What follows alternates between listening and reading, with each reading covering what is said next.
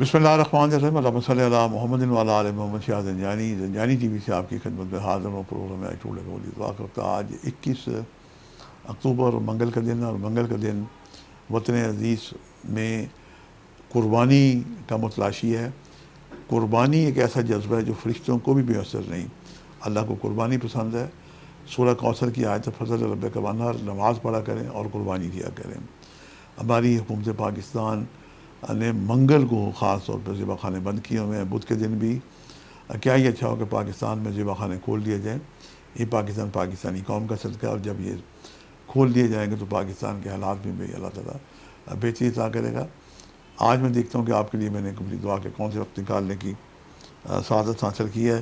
جو پہلا وقت ہے میرے نزدیک 3:20 سے لے کے 3:50 کا وقت ہے۔ دوسرا وقت 12:35 سے لے کے 1:05 کا وقت ہے، اور تیسرا وقت آج ہی کے دن رات 8:35 سے لے کے 9:05 کا وقت ہے۔ یہ تینوں وقت انتہائی مجرب اور قبولی دعا کے وقت ہے۔